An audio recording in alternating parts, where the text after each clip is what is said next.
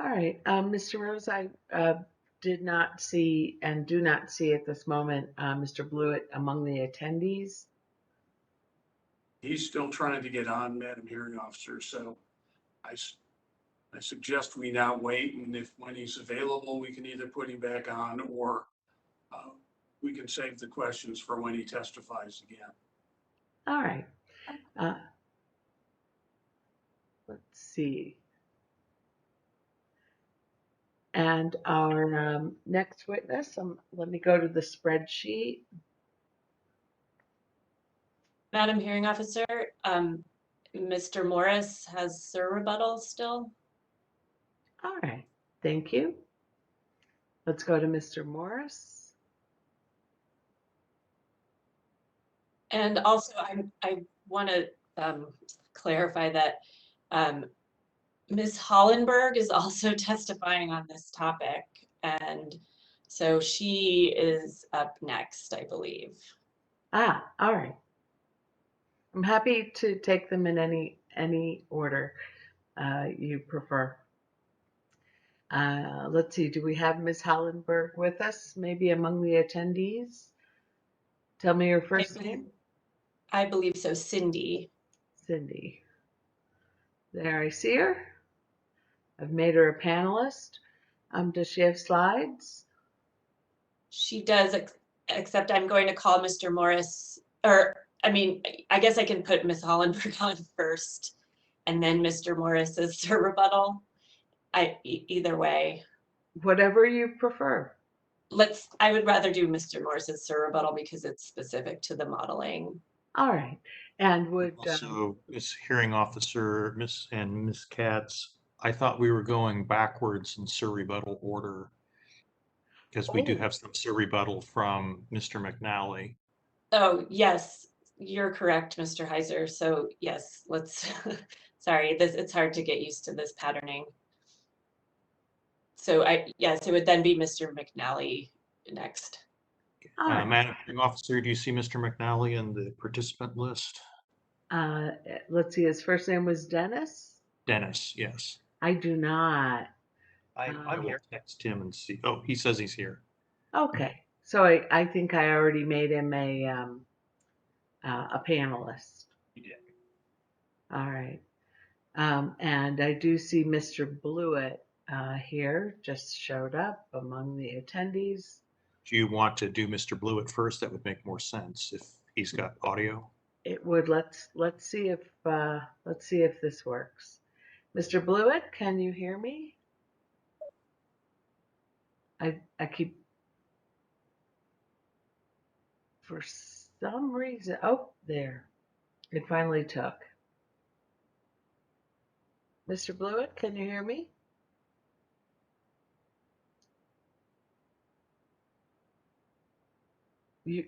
I imagine you can see him among the panelists. Okay, I'm here. I apologize. Everything just stopped and froze up. All right. So thank you, Mr. Heiser, for your indulgence here. Mr. Blewett, I believe we have just two more questions for you. Going to ask Member Honker has a question for you, and then I have a question that was put into the chat by Member Duval, who had to depart. So Member Honker, if you would. Yes, thank you.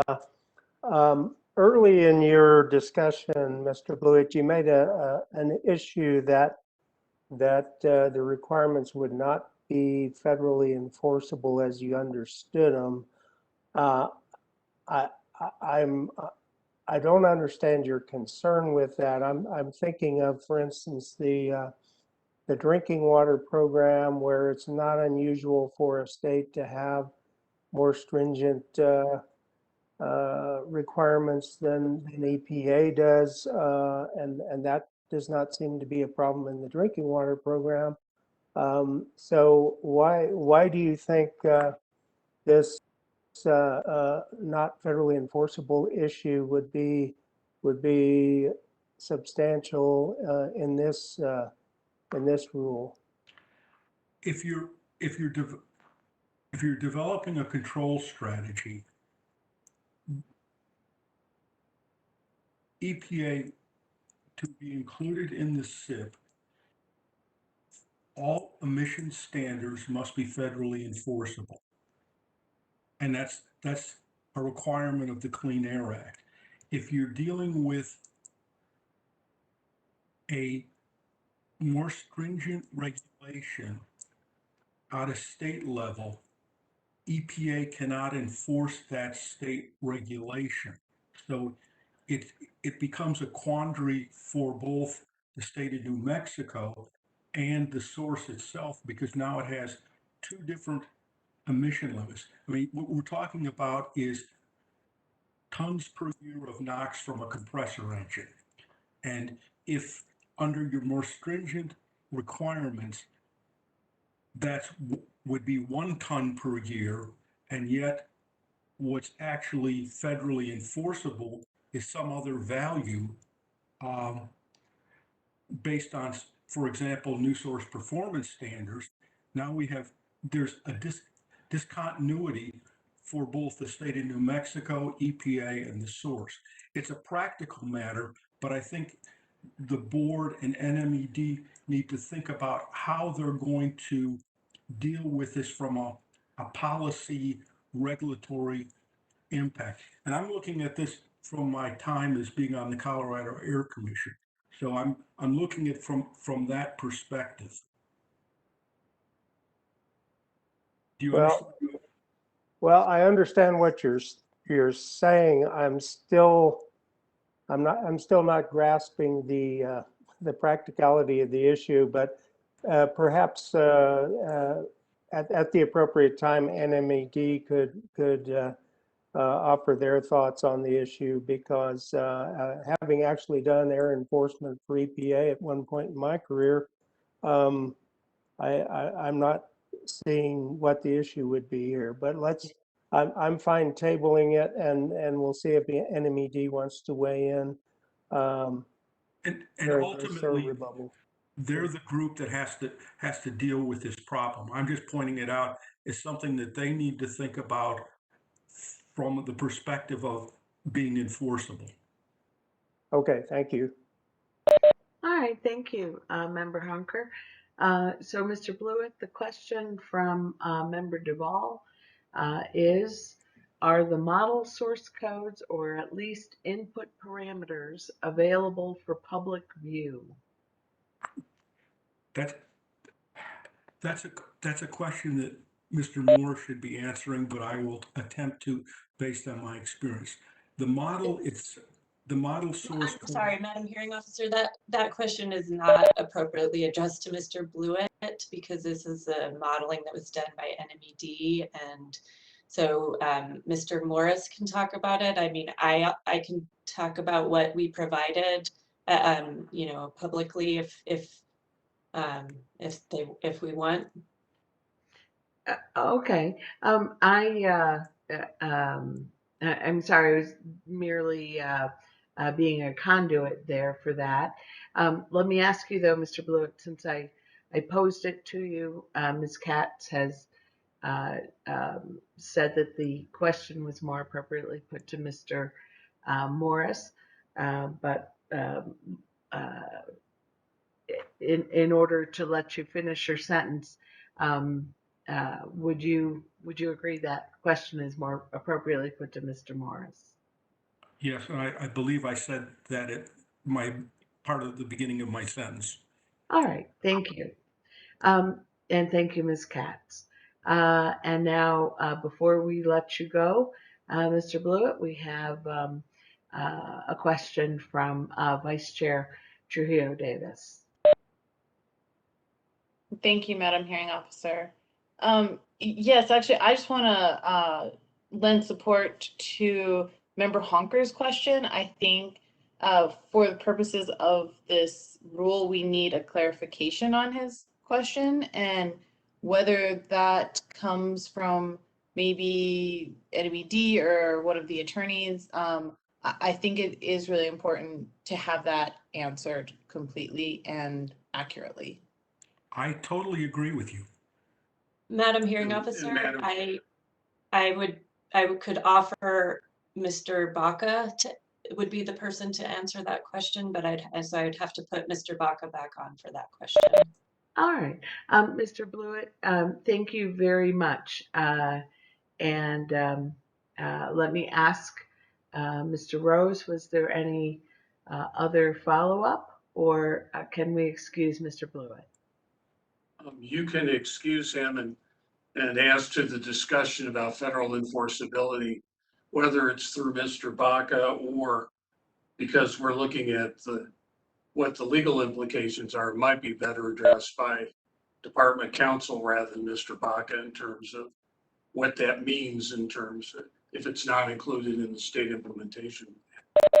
But that concludes my questions of this witness. And I thought, Madam Hearing Officer, you posed another question before we broke about enforceability, looking at landfill regulations. So I don't know if you wanted an answer to that as well, or whether that was merely just a question from another board member that should be addressed in some other context.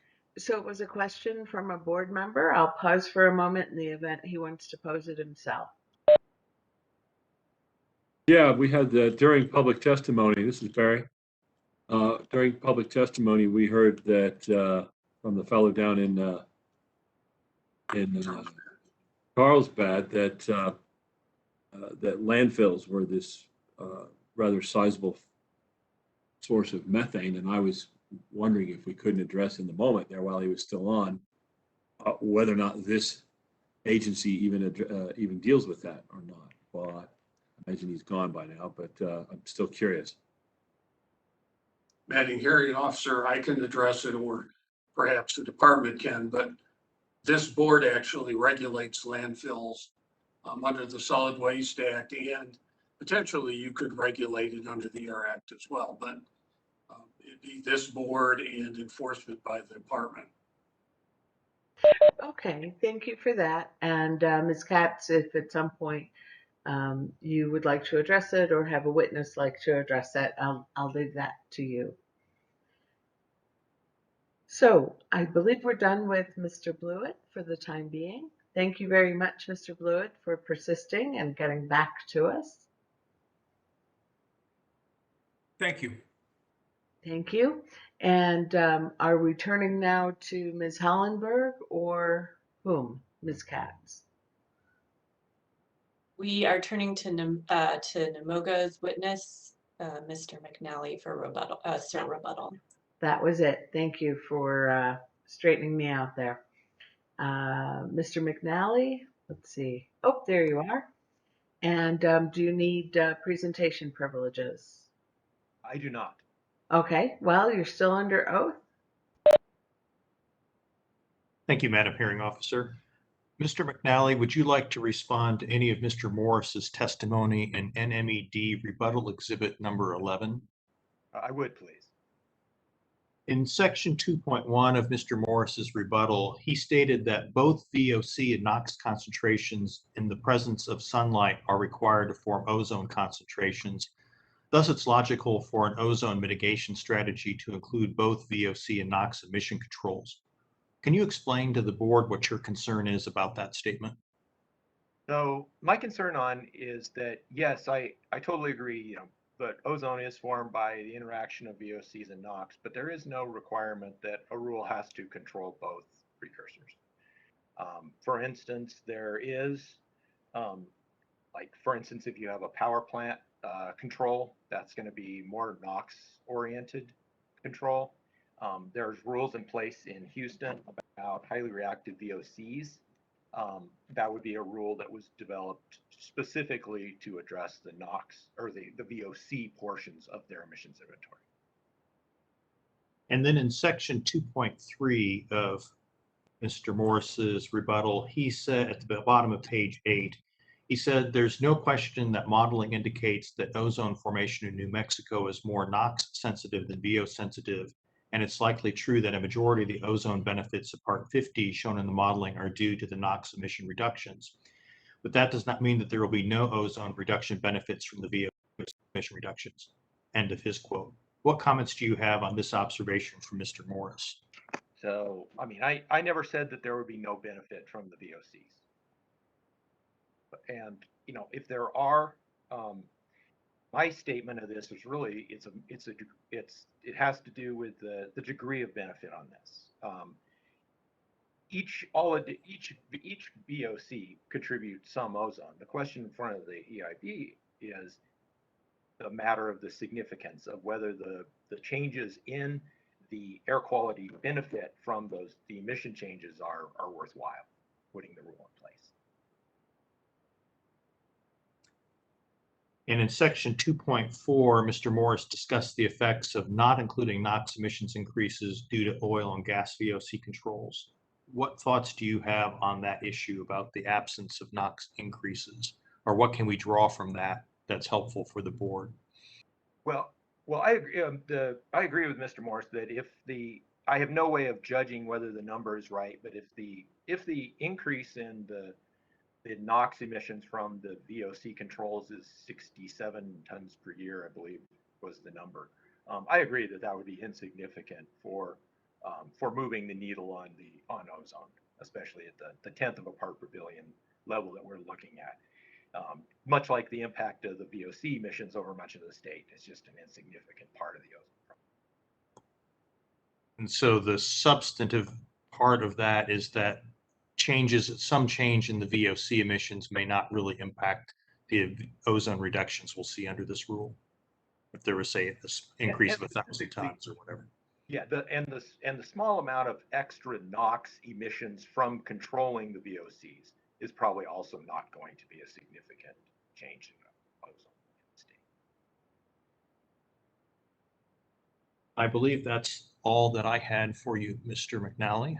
Thank you very much. Madam Hearing Officer, I would make him available if there are questions from any of the other parties. Thank you.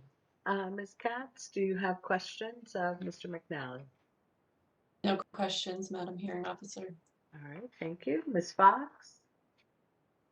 No questions, thank you very much. Ms. Baranos? No questions, thank you. Professor Pasiniak? No questions, thank you. Ms. DeVore? Mr. Nykiel? No questions, thank you.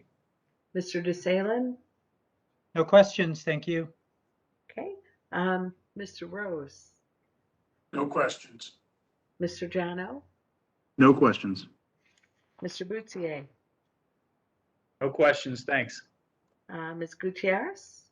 No questions, thank you. Thank you. Let's see, Mr. Colclusher? No questions, thank you. And Ms. Witherspoon? No questions, thank you. Thank you. I'm going to turn to the board in the event they have questions. While we're doing that, please, if you are not a panelist and you have a question, reach out through the chat. Madam Chair, do you have questions of Mr. McNally? Thank you, Madam Hearing Officer. I don't have any additional questions. Thank you. Thank you. Vice Chair Trujillo Davis. Thank you. I do not have any questions. Okay, thank you. Member Cates? No questions here, thank you. Okay, Member Bitzer? No questions, thank you. Thank you. Member Garcia? No questions, thank you. Thank you. And Member Hunker? No questions, thank you. Wow, all right. Mr. McNally, you're getting off easy this time. So thank you very much for your testimony. All right, Ms. Katz, now is it time for Ms. Hollenberg? No, Madam Hearing Officer, now it's time for Mr. Morris's rebuttal. I think that's what we decided, yes. Okay. So. And will he have slides? No, I don't believe so. Okay, that's fine. Please go ahead. Mr. Morris, are you on? He is a panelist. Mr. Morris?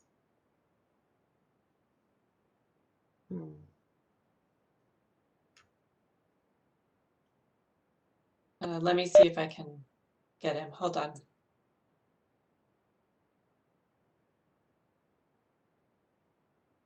There we go. Take a second to unmute myself. Oh, okay, great. Thank you, Mr. Morris. Did you review Namoga witness Mr. McNally's rebuttal report? Yes, I did.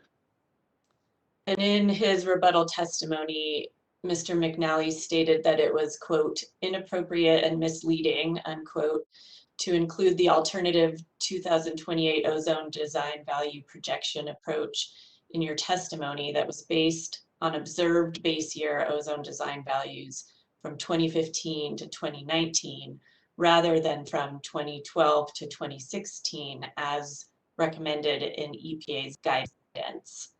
Do you agree with him on that point? Well, I agree with Mr. McNally that the default recommended projection approach in EPA's ozone modeling guidance is to use the base year design value centered on the modeled base year, which is 2014. So I'd be using the base year design value for scaling to the future year from 2012 to 2016. So I agree with that, but I disagree with him that it runs, quote, counter to EPA's guidance, because in section 6 of EPA's 2018 modeling guidance, they talk about using alternative projection techniques. And one of the things they specifically mention is using an alternative base year design value, like I did with design value from 2015 to 2019, provided that it is technically justifiable. And as I showed in my testimony this morning, the ozone design values in southern New Mexico have been increasing since 2012 to 2016, such that they're much higher today. For example, at Carlsberg, the 2012 to 2016 base year design value was, I think, 69 ppb, which is below the NAAQS. Yet if I use the 2015 to 2019 current design value is 73.7, so it's above the ozone NAAQS. So it kind of doesn't make sense to project a below the NAAQS design value to get a future year design value below the NAAQS when the current actual measured design values are below the NAAQS. And I was also very careful when presenting those results, both in the air quality technical support document from the New Mexico Ozone Attainment Initiative and in my testimony, that this is a sensitivity analysis. There are probably more uncertainties because the design value does not overlap with the actual meteorological year. And there's been growth in emissions in the oil and gas areas between 2014 and 2019. And there's been reductions in emissions from things like on-road mobile sources. So I did add more caveats to that section.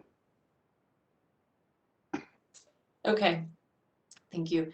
And do you agree with Mr. McNally? Sorry, yes. Do you agree with Mr. McNally that it was inappropriate and potentially misleading and is counter to EPA's modeling guidance to present the episode maximum modeled 2028 oil and gas maximum daily average 8-hour ozone concentrations due to New Mexico oil and gas emissions for the 2028 oil and gas control strategy as you presented in figure 19 of your direct testimony? I disagree with that statement. There are many ways to look at the ozone modeling results. We try to look at it in many different ways as possible. I'll say that both Mr. Downey and I have analyzed the daily ozone impacts in other studies, as well as the episode maximum that I had in figure 19 in my testimony. These are just factual results from the modeling results. In fact, he mentioned in section 6 of the modeling guidance that, quote, that some types of absolute model results may be used to kind of support the use of the model and the relative. So it doesn't run counter. And I didn't do this just for oil and gas in the air quality technical support document. I did it for other source categories. So you can put the oil and gas impacts into context, excuse me. Okay, thank you. Do you have an opinion on Mr. McNally's statement that the color scale used in your depiction of the 2028 VOC NOx sensitivity ozone formation conditions in figures 20 through 22 in your direct testimony are potentially misleading? No, I think it's very clearly labeled. The scale is kind of focused more on the NOx sensitive ozone because that's where the changes are. And the scale is very specific. I even kind of highlighted it in my testimony this morning of where the 50% NOx sensitive ozone is versus 75 versus 85%. And his concern that someone could be misled if they didn't consider the scale, I think is can be said about any plot like that. If you don't look at the scale, you can be misled if you just assume that the colors mean things that they don't. Okay. Does ozone modeling typically include impacts from both NOx and VOC together? Yes. Yes. And do regulations and control strategies for ozone non-attainment areas typically require reductions of both pollutants? Yes, they do. And are the ozone reductions that we're seeing in this modeling typical for ozone modeling, evaluating a single source sector control strategy? Yes, a control strategy has many source sectors with controls on them, and this is just one. And getting a 1.5 reduction, ppb reduction in ozone design value is a pretty good amount. And are control strategies like this regulation shown to actually reduce ozone concentrations? Yes, there have been many over the years, dating back to I started looking in the 1970s. We could see large reductions in ozone concentrations in many of the worst non-attainment areas, like Los Angeles. Okay. And can the reductions that are being shown by the modeling make the difference between an attainment and a non-attainment designation, or between a higher or lower non-attainment classification? Yes. Okay, thank you.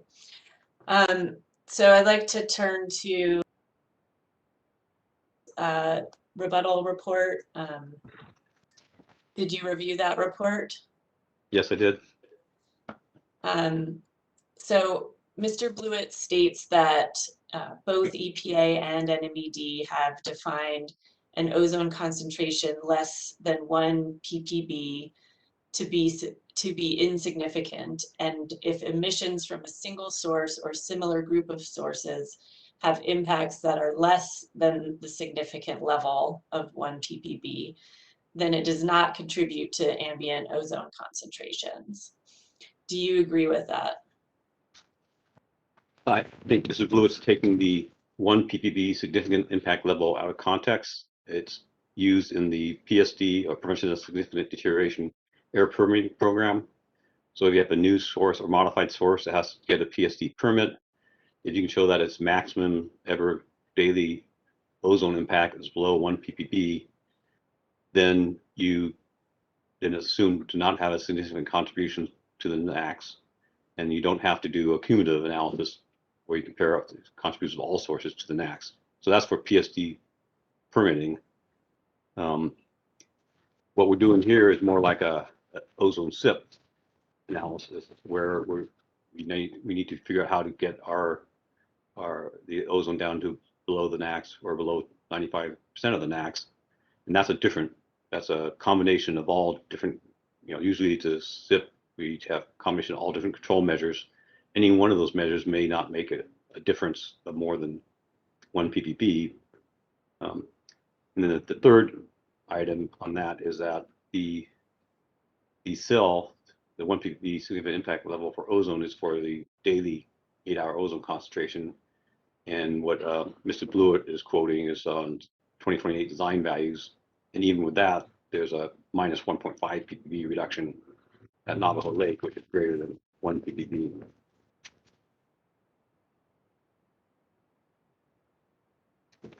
Okay. And so you might have, but so do you agree with Mr. Blewett's statement that the change between the 2028 future year base case and the 2028 future base case with oil and gas controls added is generally less than 1 ppb, and therefore oil and gas does not contribute to any ozone exceedance? I sort of covered that, and that's for this 1 ppb significant impact levels for the highest daily 8-hour ozone concentration, and he's applying it to a 2028 ozone design value projection, so that's inappropriate. And I did present examples in my direct testimony of maximum daily ozone impacts due to the oil and gas control strategy that were well above 1 ppb, including the episode maximum of 7.6 ppb for the non-point oil and gas control zone and 5.4 ppb for the point oil and gas control strategy contributions. Okay. And Mr. Blewett states that modeling indicates oil and gas sources do not cause exceedances of the current NAAQS or the 95% threshold. A source contributes to an exceedance of the NAAQS if individual impacts are above the significance level. EPA and NMED have indicated that the ozone significance level is 1 ppb. Can you address that? It's a two-part question. First, I agree with Mr. Blewett that the oil and gas emissions alone do not cause an exceedance of the ozone NAAQS. And that's the first part. The second part is that 1 ppb significant impact level is not, well, first, it's not appropriate for ozone SIP control type situation. It's for PSD permitting. Second, it's for the daily 8-hour ozone concentration, not design values. So, I mean, it's used to screen new sources, so they don't have to do a cumulative analysis as part of the PSD permit. Okay. So Mr. Blewett bases much of his testimony and rebuttal testimony on information contained in the New Mexico Ozone Attainment Initiative Photochemical Modeling Study Air Quality Technical Support Document, or the AQTSD. Are you aware of that document? Yes, I was the primary author of that document. And Mr. Blewett states many times that the AQTSD does not contain sufficient information to evaluate the 2014 and 2028 emissions inventories. For example, he says it does not contain any documentation on the specifics of the 2028 inventory. Critical information was lacking to completely evaluate the emission inventories used in the ozone modeling. No specific details were provided on the development of the 2028 base case future year inventory. Do you agree with these statements? No, I addressed these issues in my rebuttal report, rebuttal testimony. And except for the 2028 New Mexico oil and gas emissions, all the other emissions were based on the RAP 2014 and 2028 on the books emission scenario that are being used in the Western States Regional Haze Rules. And so you go up to the RAP website in the top right, there's Regional Haze, you click on that, and then there's all these work groups. You can go to the fire and smoke work group to look at the fire emission, you can go to the oil and gas work group to look at the oil and gas emissions. There's 2 reports there. There's all these links in there that go to the RTO work group, and there's run specification sheets that list what emissions are used for each source sector. So these emission inventories were reviewed by each Western states and updated. So they're probably some of the most vetted and reviewed emission inventories that have been used in recent years. Thank you. And just for clarification, the RAP website you're referring to is the acronym WRAP, standing for the Western Regional Air Partnership, correct? That's correct. Okay. Do you have any comments on this, Mr. Blewett's statement, the emission inventories used to develop the 2014 base case and 2028 future base case were not available for review and were not included in the TSD? Well, first, the emission inventories that we use in the modeling are are very large, and gigabytes, terabytes amount of information. So we can't include that all in the TSD. We do tabular summaries, and we ship the MOGA expert asked for the modeling emission inventories, and so we shipped the whole modeling data files to them, and they ended up being on the Intermountain West Data Warehouse, which is a website that RAP kind of operates for distribution to the public. So they are available. He just had to ask for them to get it to him quickly. Thank you. And then they were posted on the Intermountain West database. Yeah, Intermountain West Data Warehouse, yes. Data warehouse, thank you. Mr. Blewett states that the ozone modeling should be revised to separate NOx and VOC source culpability for oil and gas sources. Do you agree with that statement? I also addressed this comment in my rebuttal testimony that for most of the time when you're doing SIP control strategies, you look at the combined effects of the controls on VOC and NOx. And for some control measures, it doesn't make sense to separate them because you can't. I mentioned reducing operation of hours of oil and gas operations will reduce both VOC and NOx. So it wouldn't make sense to separate them. I mean, it's something that you could certainly do, but these models take a while to run, as Mr. Blewett testified, and you can't do everything. And Mr. Blewett states that projections of the oil and gas emissions in the ozone modeling did not account for decline in production, so it overstates the emissions from oil and gas sources. Is that true?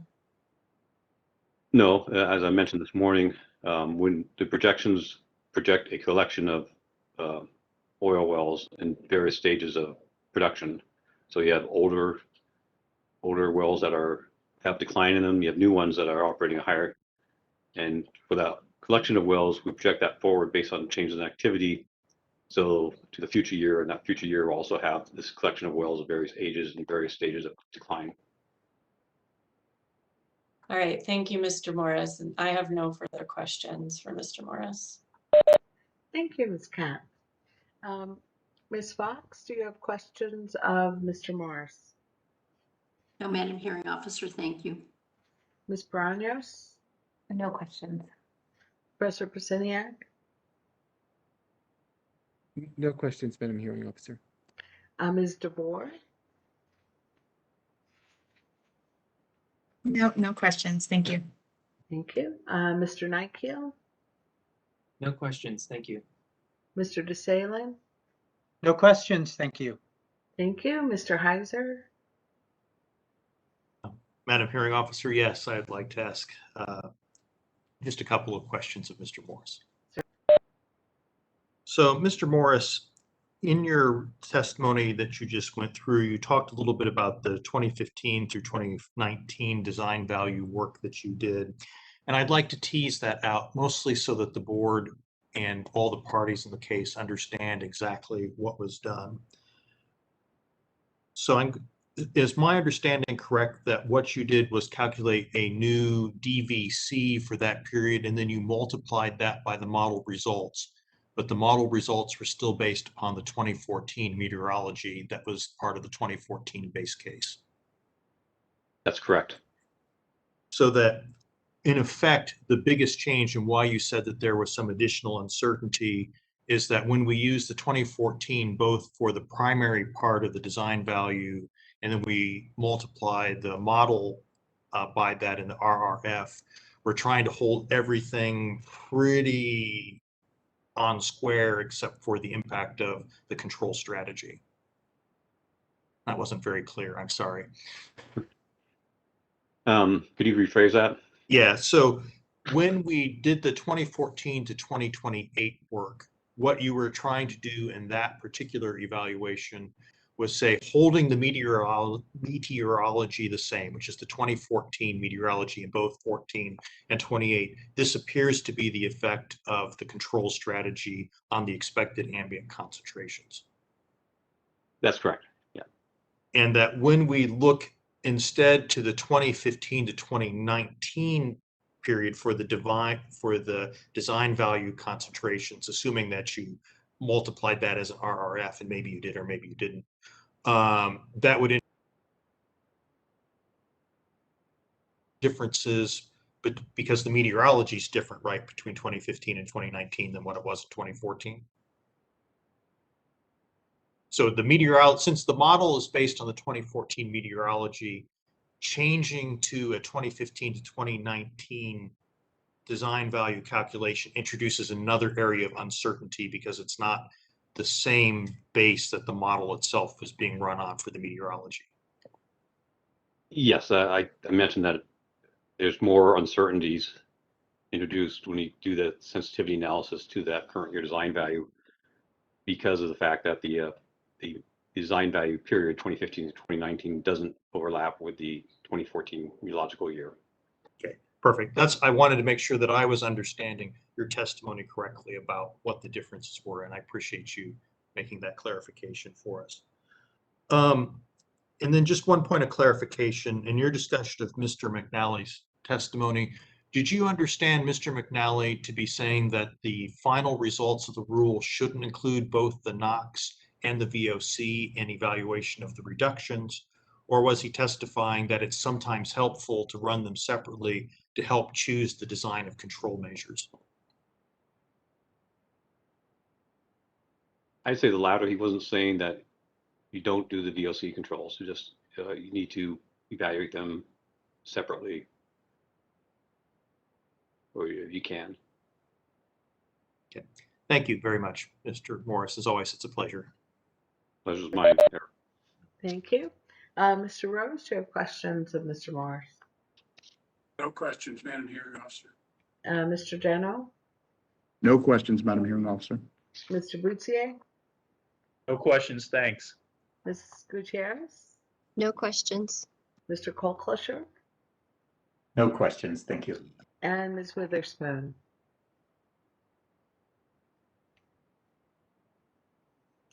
She may have stepped away. I'm going to turn to the board members in the event they have questions. While I'm doing that, if you are not a panelist and you have a question, please reach out to me through the chat. Madam Chair, do you have a question of Mr. Morris? Thank you, Madam Hearing Officer. I do have a question. Good afternoon, Mr. Morris. I just wanted to go revisit a little bit of what Mr. Heiser was talking about, the uncertainties. And he asked you a question about the uncertainties and how, you know, for example, the meteorological data and how that would create more uncertainties from one assumption to the other. In how you ran the models or how you developed the models, how would those uncertainties affect the outcome or the results of the model? I guess what I'm looking at was, would that make them conservative on the low end of its projections, or just have a bigger width of uncertainty in terms of the accuracy? So you're referring to the design value, the current year design value sensitivity analysis? Exactly. Okay, so the 2015 to 2019 observed design values are based on emission inventories from that period, whereas the 2012, 2016 that's based on the 2014 the emission inventories that period. The scaling factors, these relative response factors, are based on the ratio of the 2028 to 2014 modeling results. Those don't change in that analysis.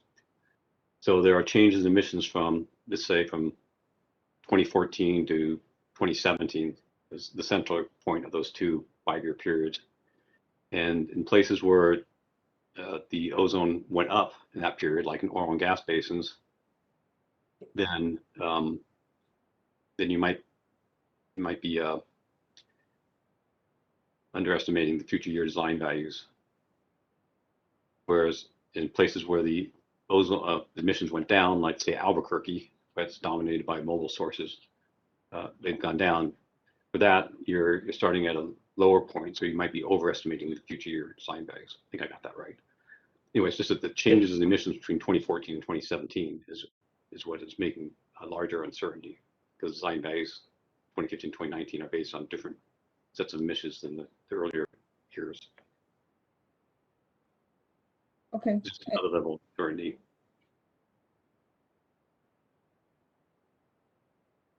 Thank you so much for that. I appreciate it.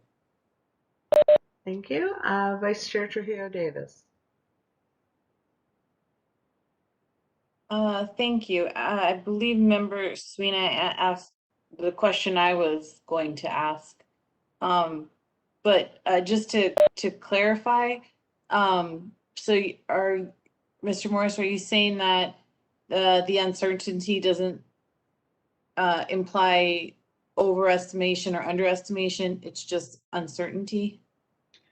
Because the other factors could influence that? Yeah, it's just another level of uncertainty because the design values, the emissions and design and the meteorology are different in the two years. Yeah, I mentioned the differences in oil and gas emissions going up between 2014 and 2017, whereas on-road mobile emissions are going down. So it's just the relative response factors are a little bit out of sync with the design values. It's just lots of uncertainties in modeling. This is just one more. Okay, that was my only question. Thank you, Member Sweeney, for asking the big portion of that. Thank you. Member Cates, do you have questions of Mr. Morris? Yeah, and then just to follow on there with Members Serena and Trujillo. So if we're talking about, so we know there's some uncertainty, we know what it is. Can we put a value on it? Can we say this model might be off by 80% or closer to 20%? To do a full-blown uncertainty analysis will take a lot of, you got to do a bunch of perturbation runs and, Yeah. we did 4 meteorological sensitivity runs to come to the one that best performing one that matched the observed ozone best. And that's meteorology. That's just one aspect. There's uncertainty in emissions, uncertainty in boundary conditions, and then there's uncertainty in the model numerics. So it's hard to, I can't really say, what the cumulative effects of all those uncertainties. I will say that we did do the model performance evaluation with the 2014 base case, and we matched the observed ozone pretty well. It's good or better than most recent ozone modeling studies. That's not so much uncertainty, but accuracy, but it's kind of gives us confidence in the modeling results. Yeah, okay, got it. Thanks for the testimony. Thank you. Member Bitzer. I have no questions. Thank you. Thank you. Member Garcia. Yes, thank you, Madam. So, can you hear me? Yes. Okay. So, I understand that this model is looking at, of course, we're talking about the impact of Part 50. But I also see that the department is looking at a larger package. In other words, the Ozone Attainment Initiative is a package, including other efforts there, perhaps rulemaking, changes to the Oil Conservation Division rules, et cetera. Those things were probably not taken into account in this model. Is that right? I believe that was the rule from March of this year. Talking about, well, yeah, we did this modeling, the 2028 emissions projections back in 2020. So, and it was based on the RAP on the book scenarios, 2020 on the book scenarios. We just had rules that were on the books as of probably early 2020. So it did not include anything more recent than that. So not including the OCD rule and obviously not future rules of car emissions and things like that the department may be proposing in the future. Not any, in addition to the, what's in EPA's current mobile source rules and in this case, mobile 2014B, which is their mobile emissions model. Definitely the fleet turnover is probably the largest emission reductions between 2014 and 2028. It's about 70% reduction in NOx emissions. So it has that fleet turnover in there, but those are rules that are on the books. If New Mexico is planning on adopting like the California LEV standards, those were not included in it. Would you feel comfortable in commenting on whether, looking at some of the initiatives that the department's planning in their ozone attainment initiative package, would you feel comfortable commenting on whether it would also have an impact in reducing ozone as well, without modeling it? I'm asked these kind of questions all the time, and I'm guessing what the model is going to say. And you could kind of look at the emission, the magnitude of the emission reductions of each control measure or combined, and try to get a sense of what the impacts will be. But it's hard to, speculate what it's going to be, and I don't know what other controls are considering. Understand. Thank you very much, sir. That's all. All right, thank you. Member Hunker. No questions. Thank you. All right, thank you. Ms. Katz, will there be any follow-up? No, Madam Hearing Officer, thank you. All right, well, thank you very much, Mr. Morris, for your testimony. Thank you. Now are we going to Ms. Hollenberg? Yes, thank you. The department calls Cindy Hollenberg. And I already made her a panelist. So hopefully she can join us on screen. Oh, I see her. And will there be slides? No. No. Okay. Terrific. Thank you. Ms. Hollenberg, I think I can hear you quite clearly. If you would raise your right hand, please. Do you swear or affirm to tell the truth? I do. Thank you very much.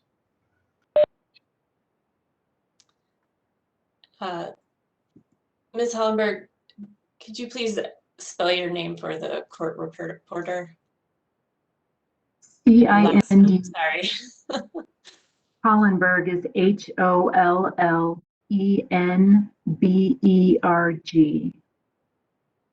And Ms. Hollenberg, where are you employed? I'm employed by the Air Quality Bureau of the New Mexico Environment Department. And Ms. Katz, how long? I'm sorry, we need the exhibits. Oh, sorry. I keep forgetting that. Let's see. So Ms. Hollenberg's, she only has rebuttal testimony, and her rebuttal testimony is at NMED Rebuttal Exhibit 14 is the written testimony. My apologies. And Ms. Hollenberg, what is your current job title at the department? I'm the enforcement manager.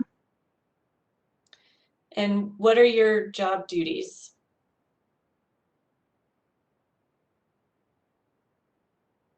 I manage the enforcement specialist staff. Currently, we have 3 enforcement specialists fully staffed. We would have 5. I help oversee the development enforcement cases or potential actions that are submitted by compliance staff. We also work with U.S. Environmental Protection Agency and the Department of Justice on cases for which NMED is a co-complainant. And you were skipping for a moment there, so can you, where you were saying you oversee the development, can you state that again? Because I think some words got lost. I help oversee the development of enforcement cases for potential violations that are submitted to us by compliance staff. Thank you. And did I ask how long you have worked for the department? Approximately 8 years. Thank you. Can you please describe your educational and professional qualifications? I hold a Bachelor of Science in Biology teaching from Purdue University. I hold a Master of Arts in International Peace Studies from the University of Notre Dame. and I have a Master of Public Administration in Environmental Science and Policy from Columbia University. My previous work for the Bureau includes being a planning specialist and also the inspections manager. And a copy of your resume has been provided as NMED Exhibit 15, correct? Yes, that's correct. And have you submitted written rebuttal testimony in this proceeding? Yes, I have. And your full written rebuttal testimony appears as NMED Rebuttal Exhibit 14. That is correct. And do you have any changes to your written testimony? Yes, I do. In addition to some minor typographical error corrections, I have recalculated resource needs for inspections, which changes page 3, line 13, and page 5, line 8. In addition, corrections were made on page 4, line 13, and on page 10, line 2. I do wish to submit a complete amended rebuttal testimony with these errors corrected. And I will submit that. I don't think it has been submitted yet, so I will send that around. Do you adopt your amended written testimony here today? Yes, I do. All right. So I'm going to walk you through your rebuttal testimony and have you address some issues raised by NMOGA and IPA&M regarding assumptions in the ozone modeling. Madam Hearing Officer, before Ms. Katz goes to that, Mr. I guess I don't see what exactly this witness is rebutting. NMOGA made no representations one way or the other about compliance percentages or anything. So to the extent the department is rebutting itself, I'm not sure that's appropriate. Perhaps Ms. Katz can point to what was said. All right, Ms. Katz. Madam Hearing Officer.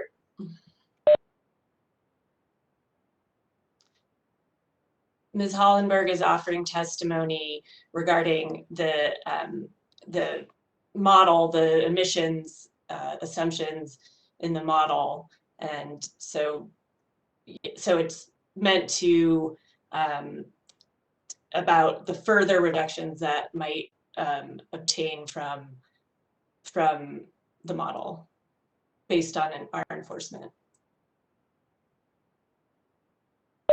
Okay, and whose testimony in particular is it responding to? To issues raised by NMOGA and IPA&M regarding the reductions that might be achieved by the model. Okay, I have heard, I'm sorry, Mr. Heiser? There is nothing in the NMOGA testimony that talks about the reductions that would be achieved by this model that relate to the enforcement posture that the department is or isn't taking. We accepted the model exactly as was provided by NMED and didn't make any changes to those assumptions. So I'm not sure what I see that is here to rebut. Mr. Heiser, are you objecting to this testimony? Because I guess I would argue that should have been raised before this moment, if that was the case. I'm saying that I don't see that it's rebuttal testimony. All right, so thank you, Mr. Heiser, for that. I have heard testimony about the modest impact, for example, based on modeling, and so perhaps in line with identifying ways in which reductions could be had other than exactly this rule. I think it is consistent with that point. But go ahead, Ms. Katz and Ms. Hollenberg. Thank you. Ms. Hollenberg, can you please summarize the Bureau's capacity and resource constraints with respect to compliance and enforcement?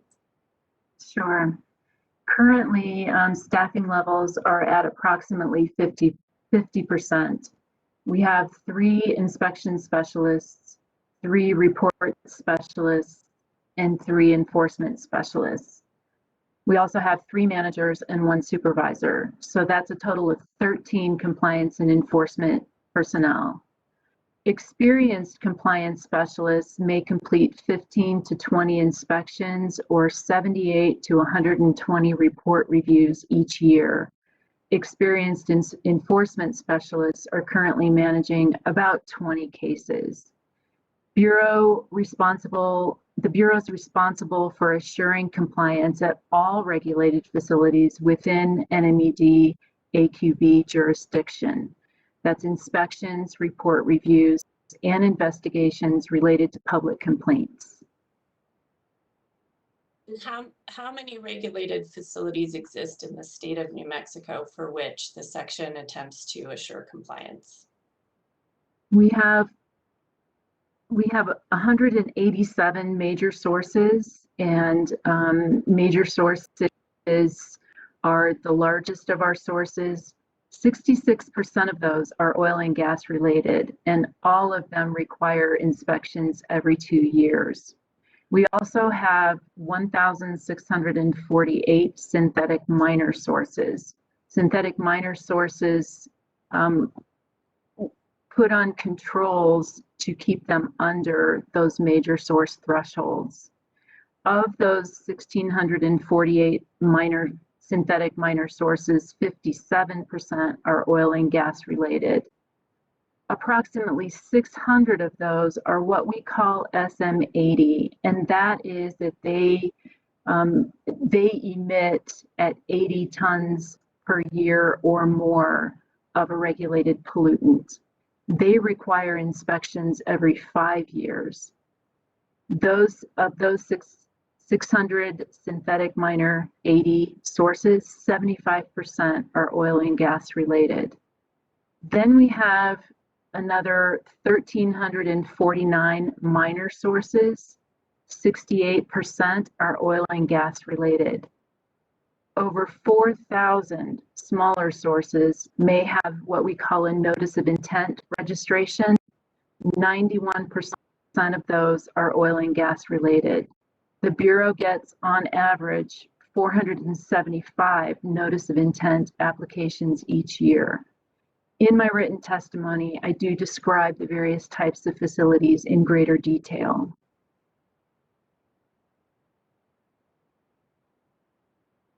Is there no way that the Bureau could possibly inspect each of these thousands of smaller sources each year? That is correct.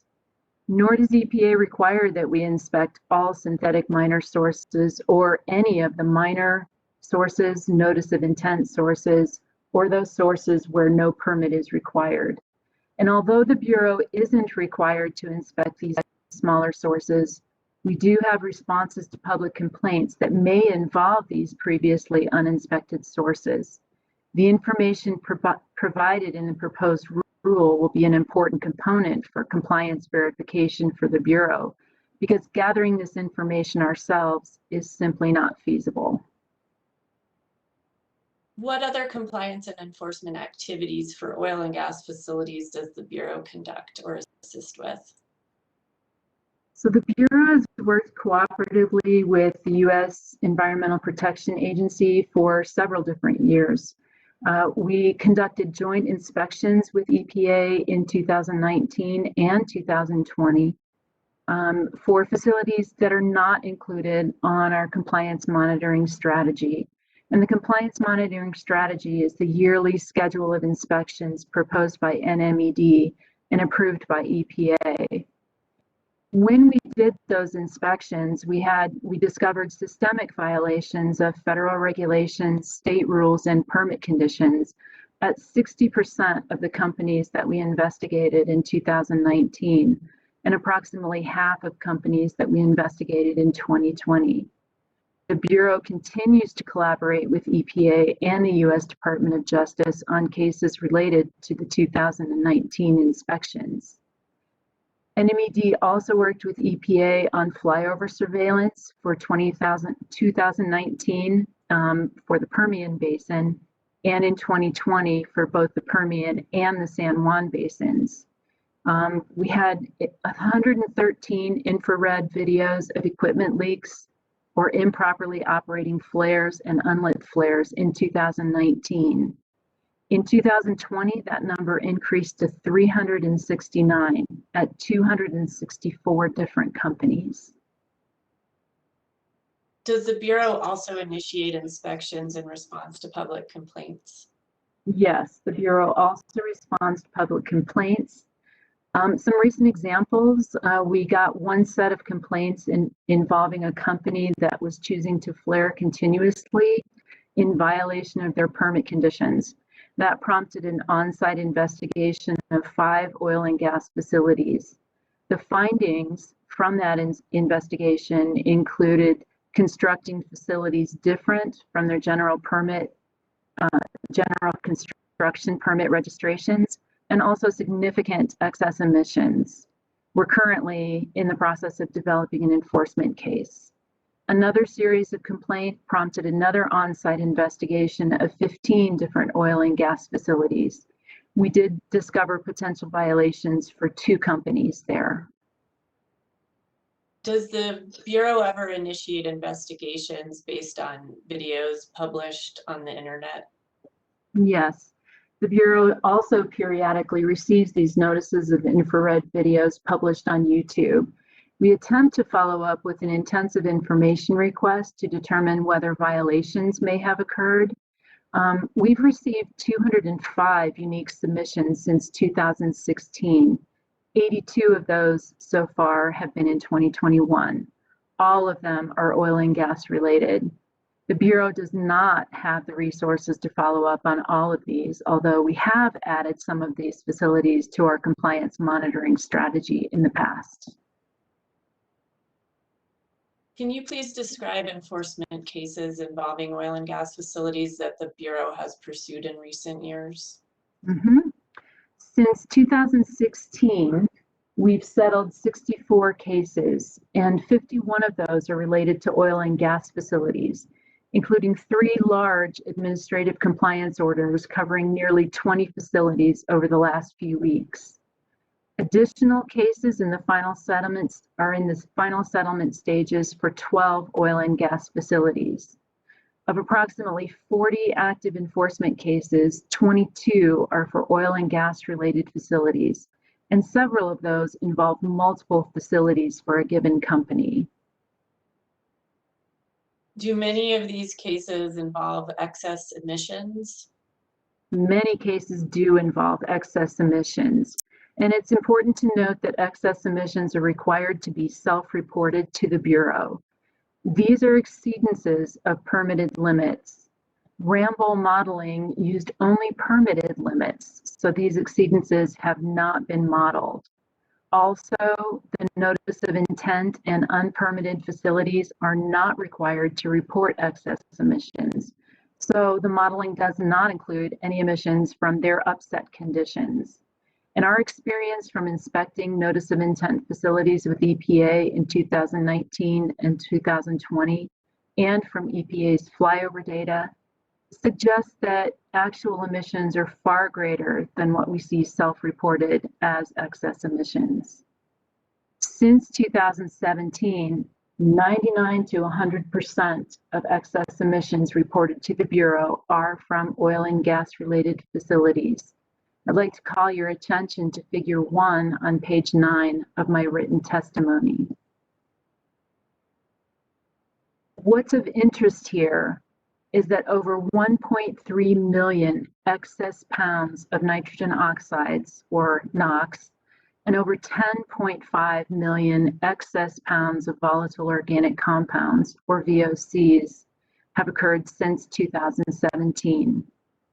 From 2017 to 2020, NOx excess emissions increased 407%, and VOC excess emissions increased 1,022%. To put that in context, the over 4.5 million pounds of excess VOC emissions in 2020 alone is equivalent to 22 additional Title V or major sources. And none of this was modeled because Ramble assumes that sources are in compliance with existing permit limits. So what conclusions can you draw from all this information that you've provided? Well, one conclusion is that oil and gas facilities are the majority of the Bureau's permitted and notice of intent registered facilities. Oil and gas facilities also represent a significant challenge to the Bureau regarding reported excess emissions. Reliance on self-reporting is integral to the Bureau's compliance and enforcement strategy. It's not ideal, but it's common for air regulatory agencies in addition to conducting our on-site inspections. How is the proposed rule that the board is considering in this proceeding expected to improve compliance efforts both for the Bureau and for the industry? Well, it's pretty clear that the Bureau does not have adequate staff to inspect every facility in New Mexico. So we will continue to rely on self-reporting as part of our compliance efforts in the foreseeable future. So this proposed rule will help us focus our compliance and enforcement efforts where we may see the most benefit. Without the requirements of the proposed rule, the Air Quality Bureau would expect that oil and gas excess emissions will not abate.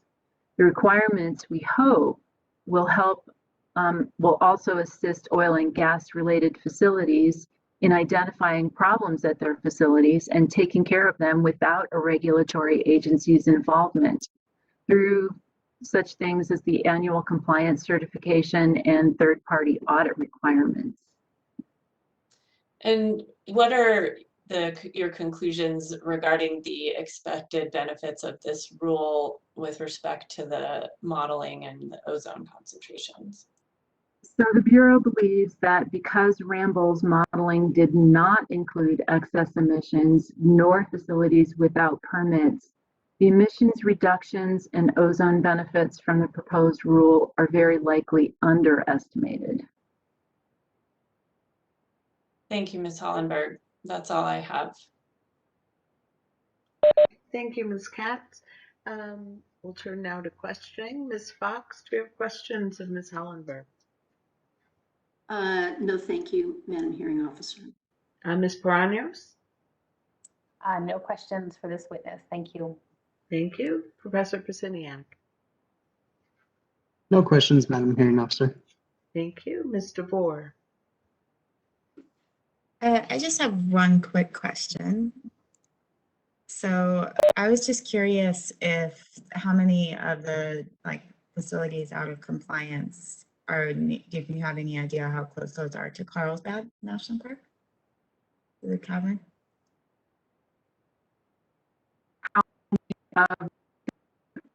Facilities that we regulate? Is that your question? Hold on, Ms. Hollenberg. You were breaking up there. Would you repeat what you said from the beginning? I guess I'd like clarification on the question. Sorry, I didn't catch that. Can you clarify your question? Yeah, do you have any concept of how close these facilities are to Carlsbad Caverns National Park? The ones that you're talking about that are out of compliance? I'm trying to remember which county that is. That's I actually can't really answer that question. You know, they're kind of spread out around Carlsbad, the city, and throughout Lee and Eddy counties, Chavez County, for the Permian Basin. But I don't really have information about how many facilities are close to the actual park. I mean, do you have a general concept of how many are in the Permian Basin? That's a little bit broader. Sorry, just trying to get context for where in the state these compliance issues, you know? Are you speaking of, I mean, we have compliance issues pretty much everywhere, but are you speaking of the flyover project or the 2019 and 2020 joint inspections? I'm trying to get Either, yeah, either really. I mean, if you just context for, yeah, it helps to know if the violations are all over the state. Like if you're seeing consistent violations all over the state, then I think that answers my question. We do see violations from all over the state. There's no doubt about that. The 2019 inspections and flyovers were all focused on the Permian Basin. But then when we did and our 2020 inspections of facilities that don't have large permits, major source permits or SM80 permits, we found also some compliance issues in the San Juan Basin. Right. Let's see here. Mr. Nykiel. Yes, Madam Hearing Officer, just briefly, Ms. Hollenberg, would you say that the information that was self-reported that you described in your rebuttal testimony is helpful information for the department to have? It's very important for us to have. And absent that self-reporting, the benefit of that information wouldn't accrue to the department? We would have a much harder time holding violators accountable for the violations that do occur. You know, with the resources that we have, we would not be able to tell always when excess emissions occur. Thank you very much. No further questions. Thank you. Mr. DeSaling. I have no questions, thank you, but I appreciate this testimony. Thank you. Mr. Heiser? I do have just a couple of real quick questions. Do you know whether or not facilities operate at 100% of their allowable capacity at all times, or do they operate at less than their allowable capacity much of the time? I don't have that information, I'm sorry. Okay. You testified that these emission values are not showing up. Is it your testimony that these emissions do not show up in the monitored values in the department's monitoring network? I believe that they contribute to, certainly the physical emissions contribute to the monitored values, yes. What does not show up is what was put into the model as far as what counts as on the books. And did you hear the testimony from Mr. Morris, your own witness, that the RRF is used to address some of these issues? Yes, I heard his testimony this morning. And so in effect, would not some of this issue already be addressed in the modeling? I can't answer that. I'm not a modeler. Okay, thank you. Thank you. Mr. Rose.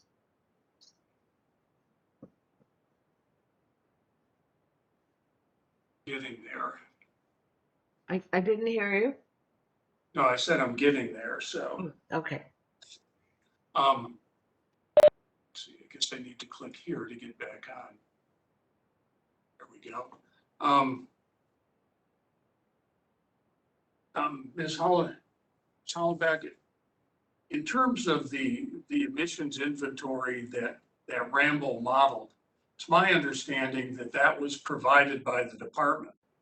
Do you know whether the department considered including any of the excess emissions reported in the modeling analysis? I have no basis to answer that question. I was not So- involved in that. So that Ramble could have modeled emissions, including excess emissions, if the department had requested, correct? Objection outside of the scope of Ms. Hollenberg's testimony. She's testifying in terms of whether or not the modeling analysis perhaps underestimates concentrations due to oil and gas facilities. What I'm suggesting is that the choice of the model and the model inputs was the department. So she has a And she criticism. just testified that she didn't have any involvement in that choice. Right. So But it's still the department's choice, is it not? I'm sorry, Mr. Rose. I think you lack foundation for that question. Madam Hearing Officer, I believe that the foundation is that she's testifying that the model potentially underestimates emissions based on the fact that Ramble modeled only permitted emissions. And what I'm saying is that the criticism of the model, in essence, is based on the department's own choice to have. Objection, that's already been stated.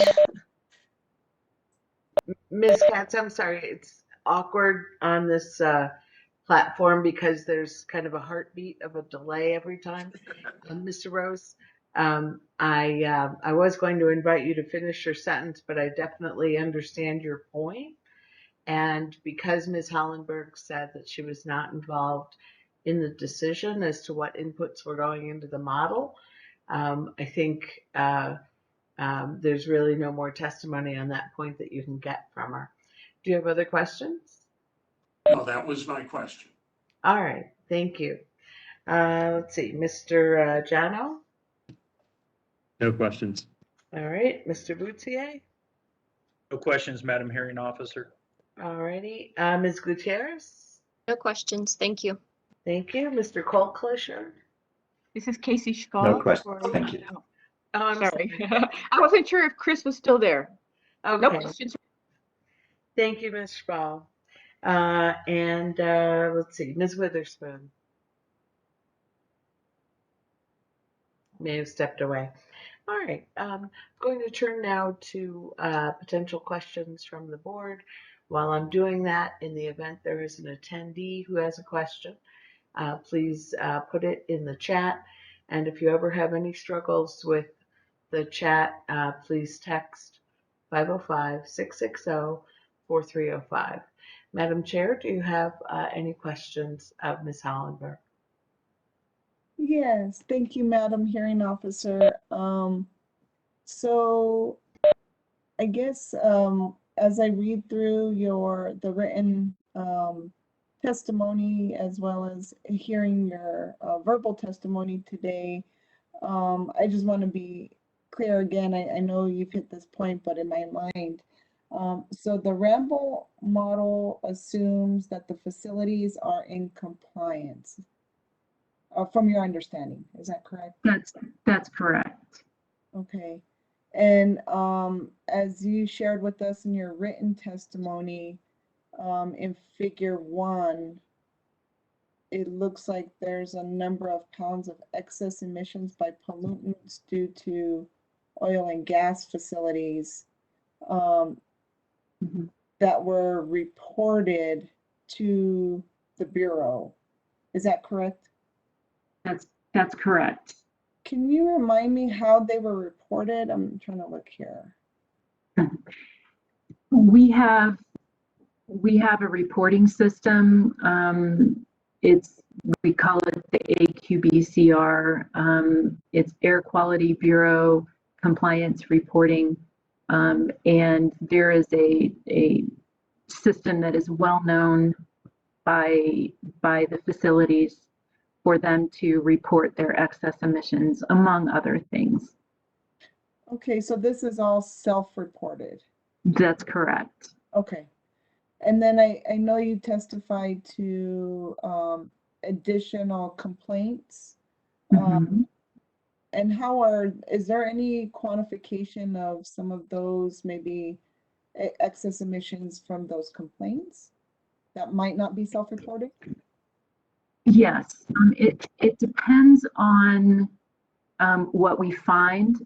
when we go to investigate a facility. If we go to investigate a facility, we may ask for more records. We may, we often, of course, look at the equipment that's on site. We talk about the process for, how the facility operates. But a lot of information comes in after that initial investigation. So in asking for records, we ask for something very specific.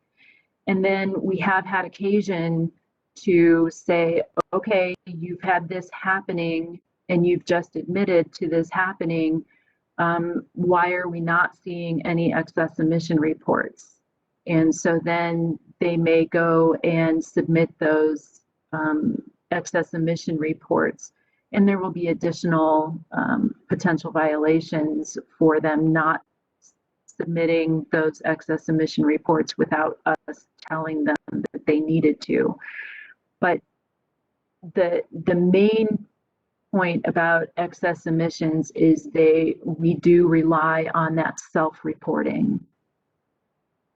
Thank you for that response. So I think one of the other legal counsels asked this similar question, but I just want to make sure I'm clear. So then right now, I know you probably don't have the details, but where we have excess self-reporting data or information, has there ever been an analysis done by the Bureau as to if those excess emissions can be tied to monitoring stations that are ongoing, that are continuing to be monitored?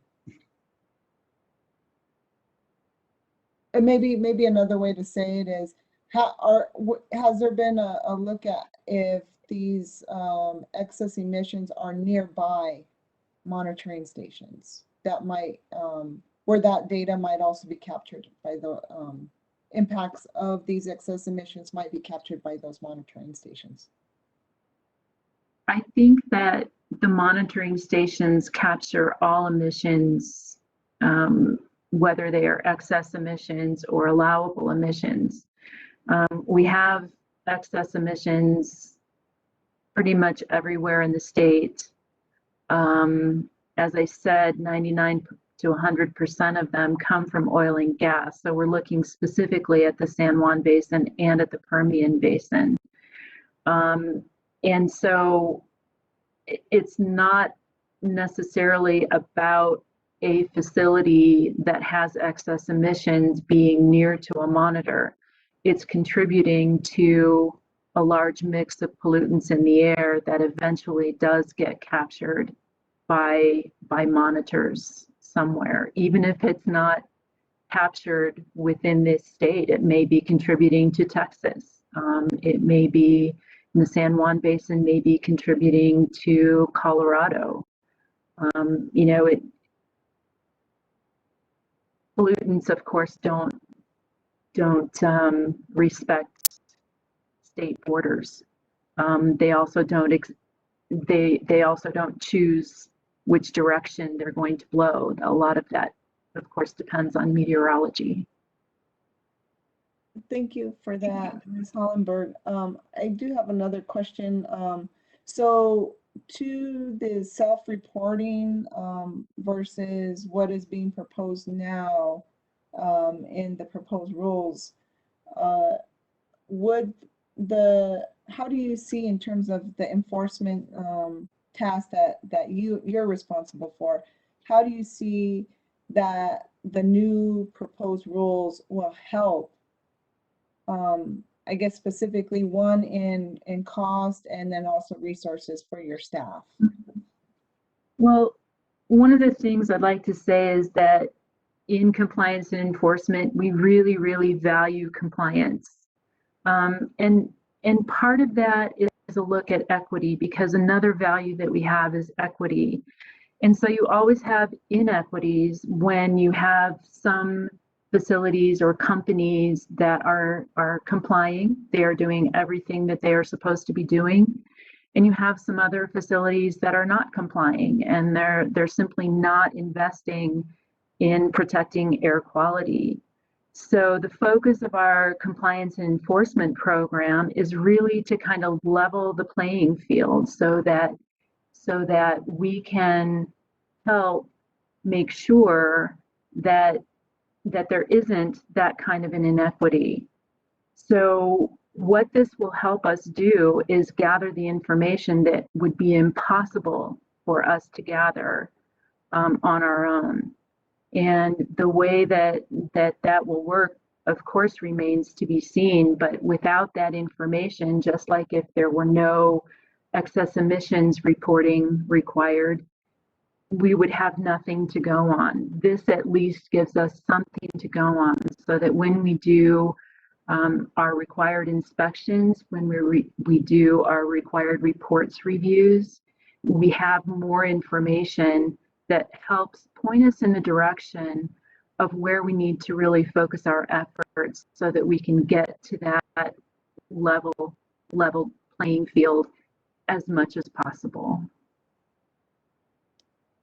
Thank you for that. I think that's all I have for right now. Thank you, Ms. Hollenberg, and thank you, Madam Hearing. Thank you, Madam Chair. Vice Chair Trujillo Davis, do you have any questions? Yes, I do. Thank you, Madam Hearing Officer. I just wanted to kind of continue where Member Sweeney left off there. So my question is that I just want to make sure that I'm clear on this, that the cornerstone of NMED's enforcement right now is self-reporting and public reporting.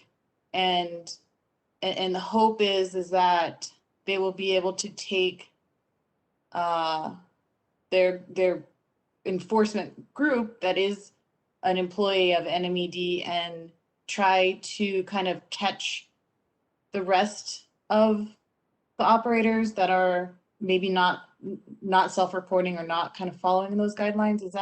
Am I correct in that, in understanding it that way? I would be cautious about saying that the self-reporting is the cornerstone of our compliance and enforcement efforts.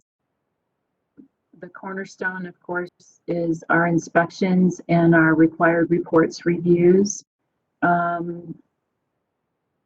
Given the resource constraints that we have, the self-reporting, I would say, is integral. It is not necessarily the cornerstone. So I just want to say that at the beginning. So really what this would offer is an opportunity to gather more information than we could possibly gather on our own. So I'm not sure what more information you would like about that. I think that if we look at annual compliance certification requirements, that's information that we can use and look. And yes, it is, again, some self-reporting. And self-reporting isn't ideal, but it's a whole lot better than nothing. The other goal there, though, is to have them look at their facilities more closely and perhaps catch some compliance issues before they reach that level. So, if you're going out and inspecting your own facility, then maybe you can catch something much earlier and be able to fix it before it becomes something like an excess emission. Thank you, Ms. Hollenberg. I apologize. I meant to start the question off with telling you that I realize you have a mountain of a task when you do inspections across the state, and that I'm sure it's probably a thankless task on most days. But I just wanted to make sure I understood what at least the path forward for NMED as far as inspections and enforcement goes, because one of my concerns, and it's not just with your particular group, I think we see it consistently throughout the state when it comes to enforcement.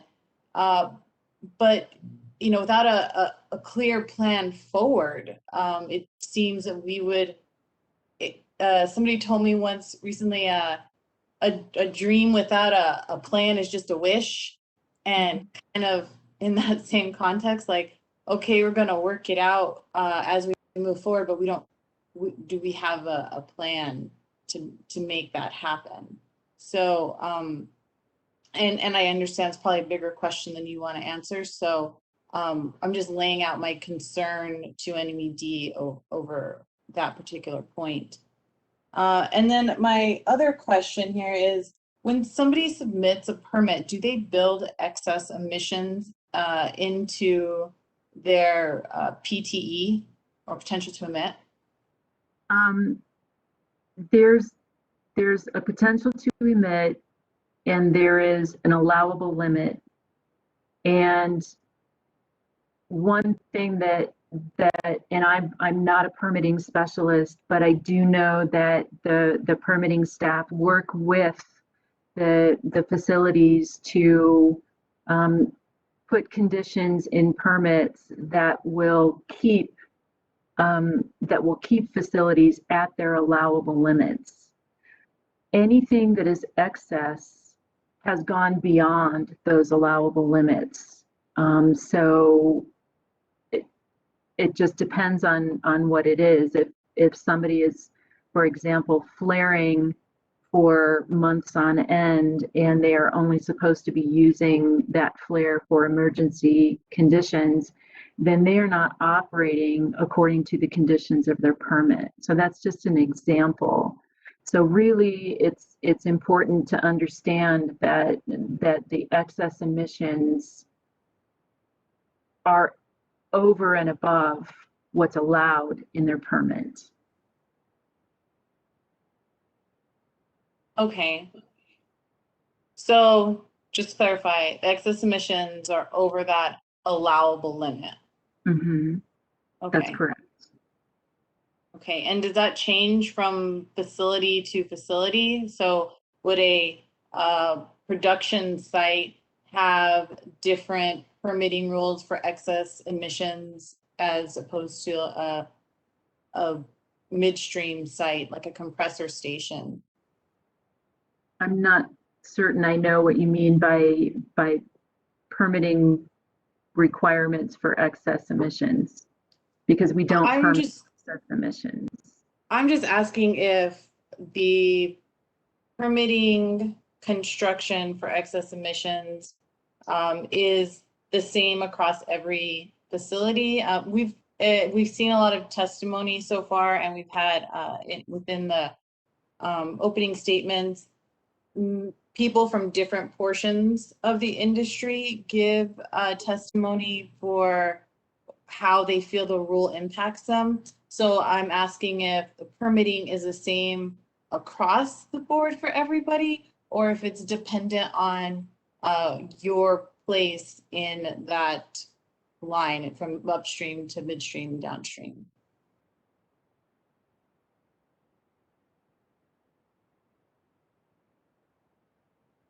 I, again, am not a permitting expert, but my experience with permits is that each one, within certain confines, are tailored to the facility. Even within the general construction permits, the conditions are the same, but it all depends on what you have at your facility. And so conditions for example, if you have a condition for a heater treater, if your facility doesn't have a heater treater, of course, you're not going to have conditions for heater treaters. Or if you have a general construction permit, they are not going to be subject to that particular condition because it's simply not applicable. I'm not sure I'm satisfying your question here, but Member Trujillo Davis, we could see if we could find somebody from the permitting section that might be able to answer those questions better for you, since Ms. Hollenberg is with the enforcement section. Thank you, Ms. Katz. I appreciate that. And really what I was trying to understand was the statement that Ms. Hollenberg made about the impact to, let me get this right here. The estimations to the modeling, whether they were underestimated because excess emissions were not accounted for. And so I was trying to understand that process a little better, because to me, if I was going to fill out a permit, I would want to give myself some room. And also, just in my experience, I have seen different reporting for compressor stations and midstream operations versus production facilities. And then I believe, and I apologize for not remembering who it was, but I believe it was Kinder Morgan that gave us a short little talk about where they fell in this rule. So I was trying to pull all that together to understand the impact to whether this is overestimating or underestimating, and if and how Ramble used those numbers. So I think it might be better to ask somebody from our permitting section about how the potential to emit is calculated for different sources, and what those thresholds then are that are included in the permits, and whether they include excess emissions. I believe Ms. Hollenberg said that what's being reported as excess emissions is beyond that. But Right. we could see if there might be somebody who could speak more directly to that. All right, well, thank you very much, and thank you for indulging my questions.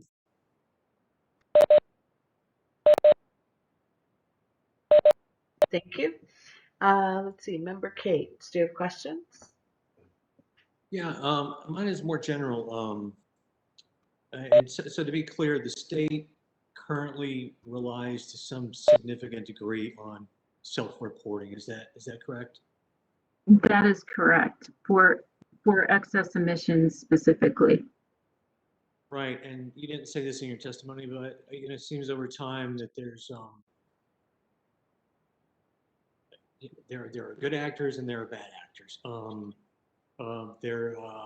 There exists a certain significant amount of mistrust with this current system. There are questions of the credibility and integrity in self-reporting in many instances.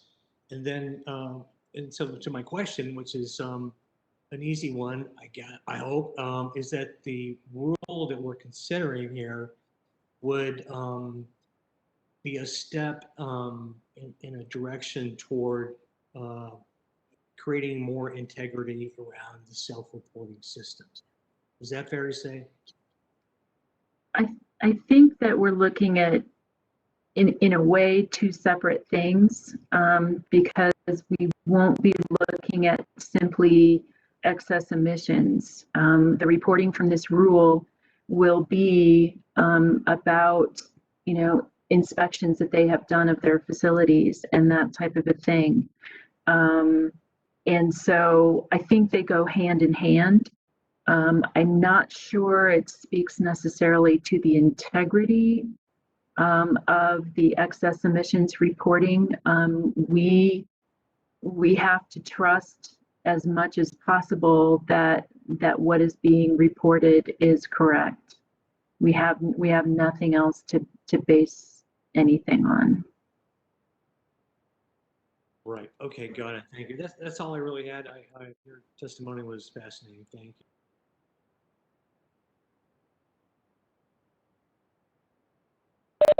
Thank you. Member Bitzer. Yeah, quick, maybe simple question.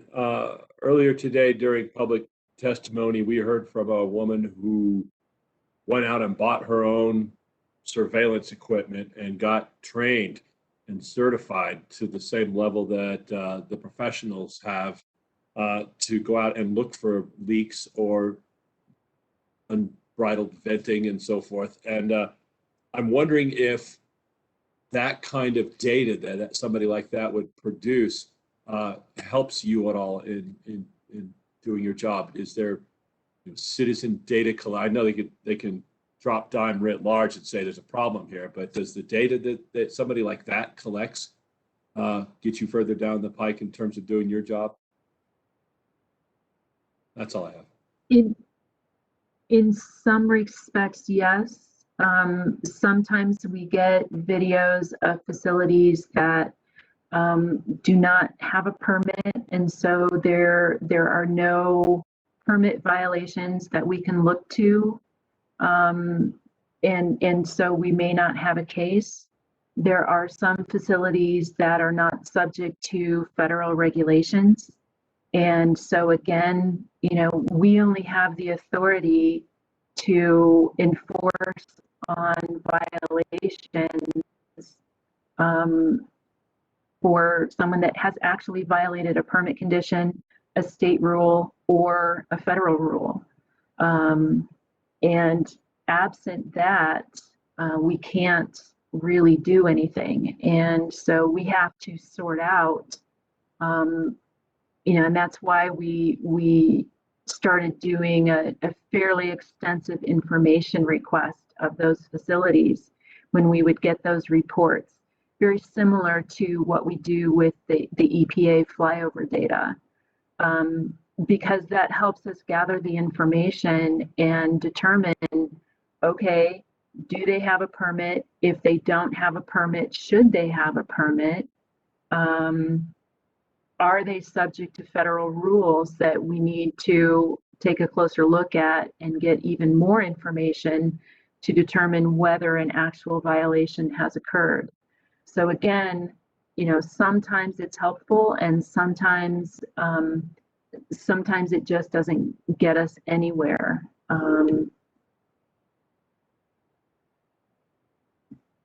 That's all I'll say about that.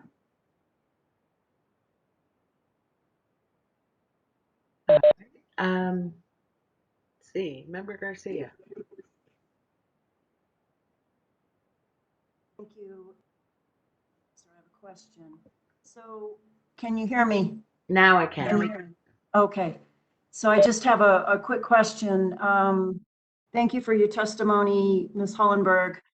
You mentioned that the department knows that there's probably more emissions than are self-reported, exceedances that are self-reported. With all the years of experience the department has with excess emission reports and violations, et cetera, does the department make an estimate each year of possibly how many exceedances are not reported? In other words, with self-reporting, are you only capturing perhaps 50% of the actual exceedances, 25% of the actual exceedances? Does the department make a guesstimate like that? I have not been in any discussions of that sort, so I can't answer that.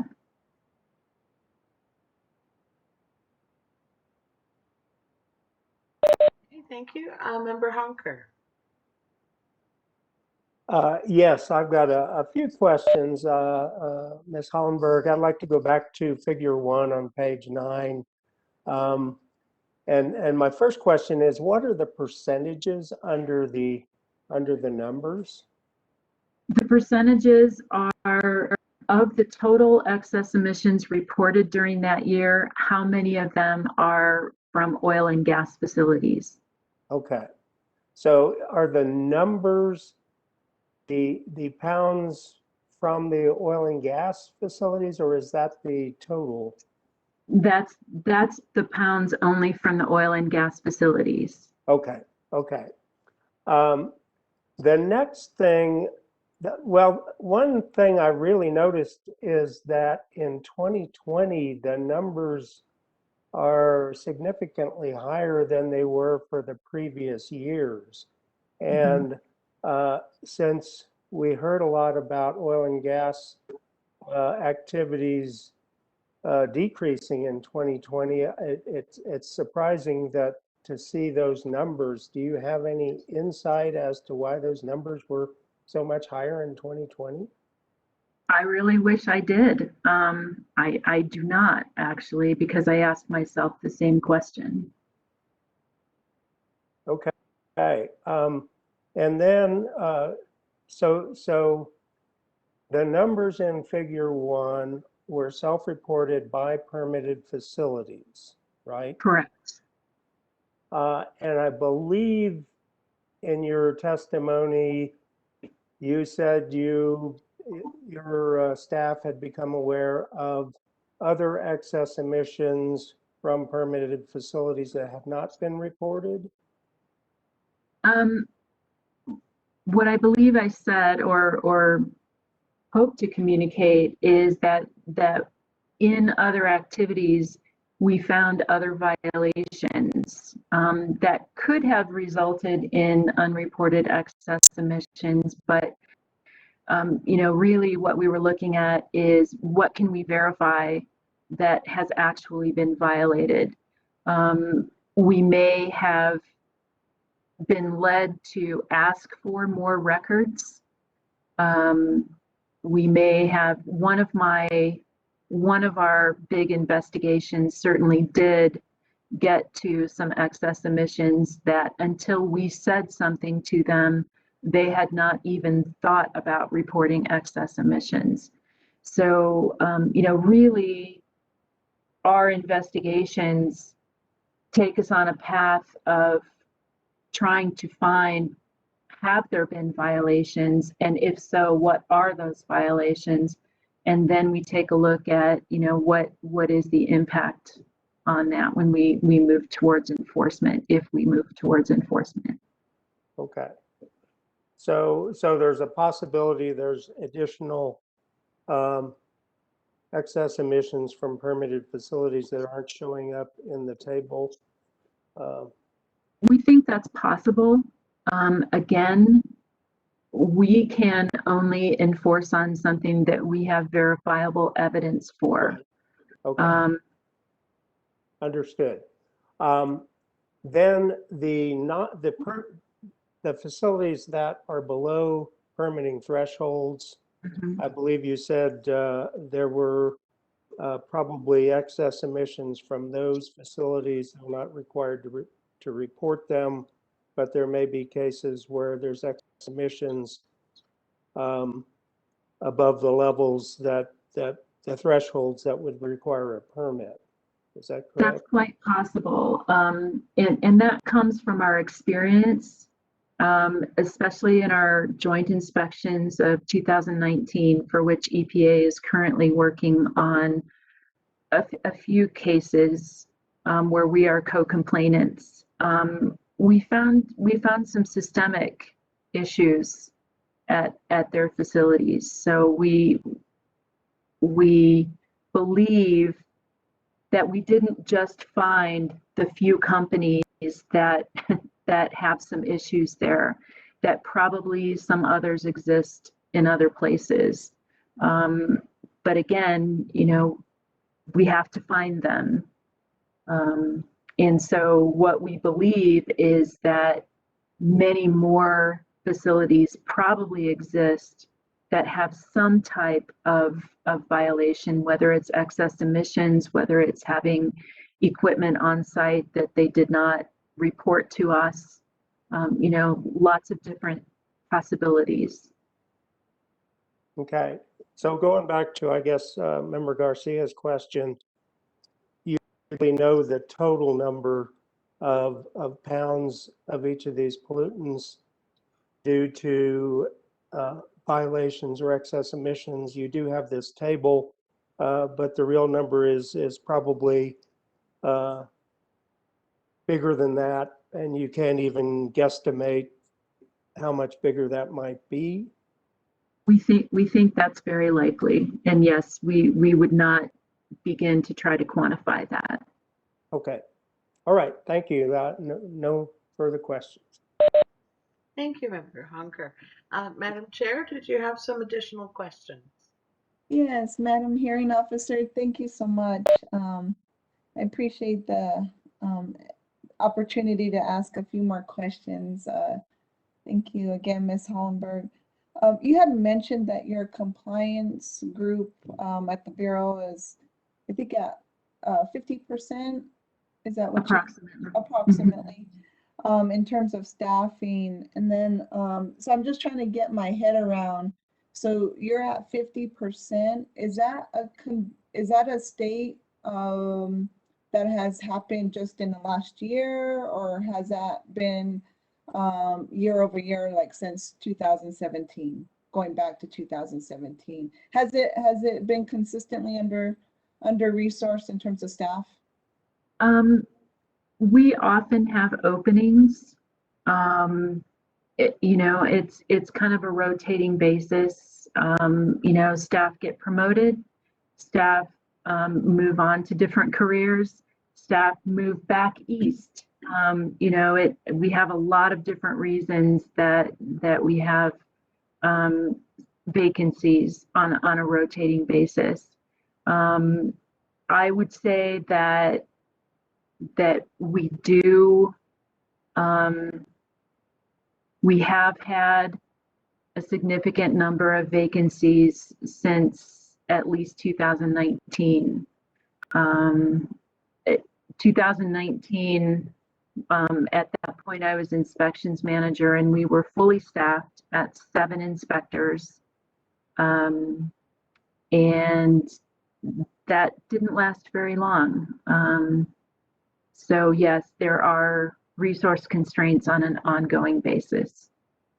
Thank you for that, Ms. Hollenberg. And so with that information, so because of the constraints on the staff levels, and yet mentioned, I think Vice Chair Trujillo Davis mentioned this as well, as so therefore, because of the constraint, the department does rely on this self-reporting mechanism to at least capture some of the data like you have in Figure 1. Is that correct? That is correct. And we would rely on that type of self-reporting whether we were fully staffed or not, because that is simply information that we might not get to until, our inspection is due, which, as I said, is every 2 years for major facilities, and for the synthetic minor, 80% would be every 5 years. So it's an important part. It's an important part of our compliance efforts to have that information available to us. And thank you for that response as well. So with the excess emissions that are self-reported, is there a process that the Bureau has to follow up on these excess emissions in terms of confirming the value of the excess emissions? I'm not sure what you mean by the value of the excess emissions. Or, I guess looking at the data itself, or is it just, I know there's the database, the AEQ BCR, but I guess my follow-on question to that is there follow-up by the Bureau? Is it an anomaly? Is the detection instrument okay? All of that data and measuring qualitative process, is that done by the Bureau, or is it just merely looking at the excess emission data? We look at the excess emission data as reported to us by the facilities.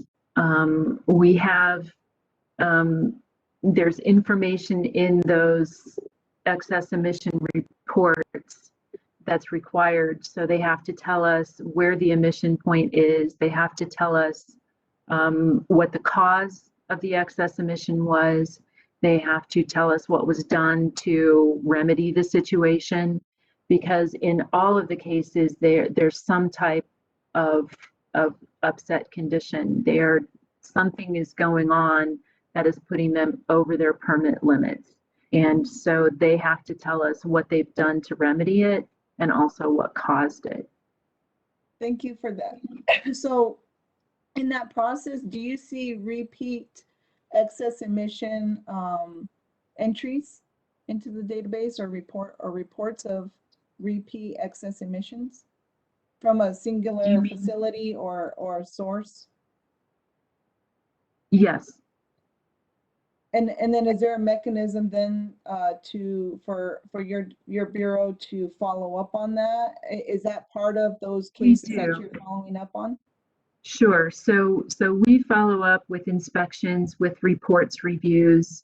Our compliance staff does look at those excess emissions, and our penalties are based on the amount of excess emissions that we see.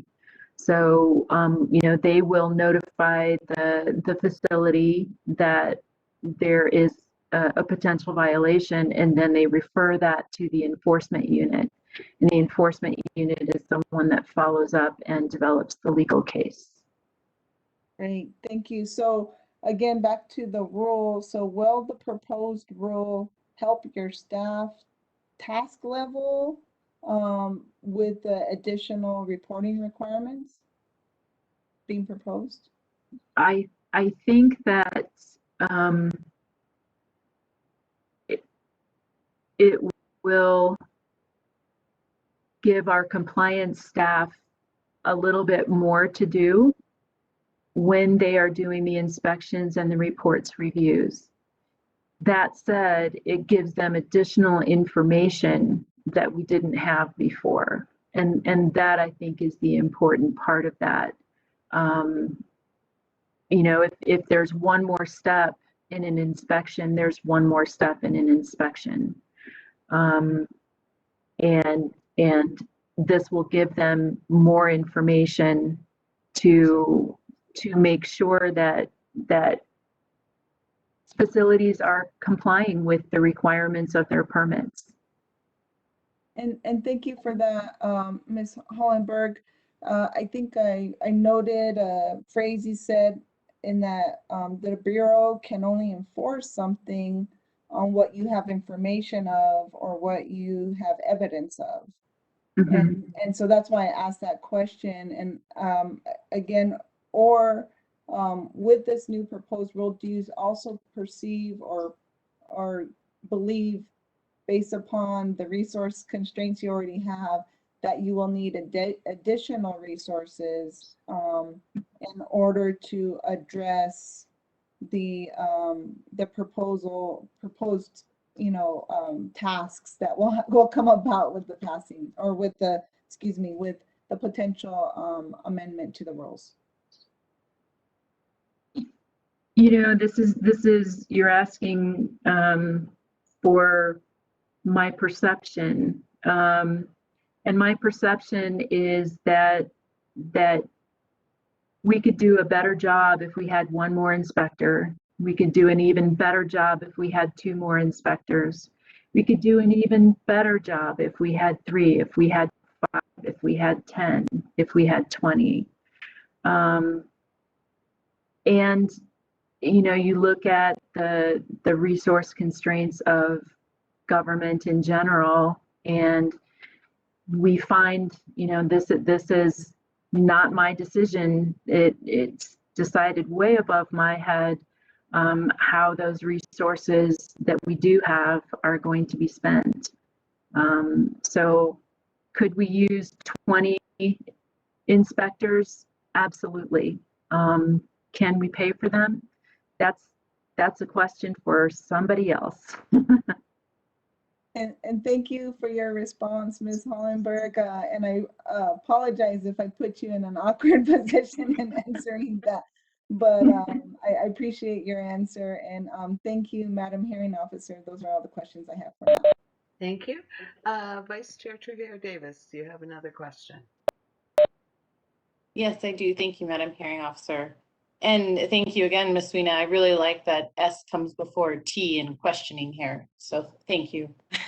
So I'm going to follow up on some of Member Sweeney's question. I really only have one question, Mrs. Hollenberg, is you were talking about small facilities and how there's a lot of those small facilities and they don't get inspected as often, I think. But as the facilities that absolutely do require inspections, say every 2 years or every 5 years, how many of those facilities are out of compliance on the NMED side in saying that NMED hasn't had an opportunity due to staffing issues to inspect those facilities, and now they're over that 2-year mark or that 5-year mark? Can you restate that question? How many facilities that require inspections from the NMED on the 2-year mark or 5-year mark have not been inspected by NMED because you've had staffing issues, being short on staff? Over the last couple of years, I would say that it is close to 50%.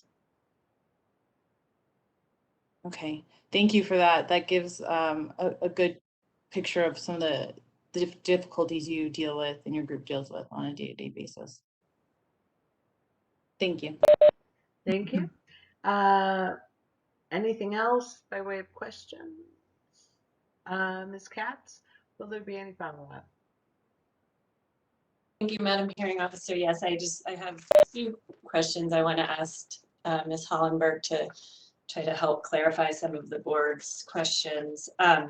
So the rules that that the department is proposing for the board, do they include far more monitoring requirements, far more extensive monitoring and record keeping requirements? Like, is that correct, Ms. Hollenberg? That is correct. So, for instance, these rules would require weekly and monthly audio, visual, and olfactory inspections by the owners or operators. Is that correct? That's correct. So there'll be more oversight by those operators. That is the goal. And they will have to record those inspections and the results of those inspections. Record keeping goes along with monitoring. That's correct. And the department, under the rules, can request those records. Those records have to be available, and the department can request them at any time. Is that correct? Yes, the department does have the authority to request any records from any facility that is possibly emitting an air contaminant. And these rules will apply far more broadly, not just to permitted facilities? That's my understanding, yes. And they will, so things like the PTE calculations, the potential to emit calculations will have to be certified by a professional engineer or an in-house engineer, and the company will need to keep records of that certification. That is correct as well.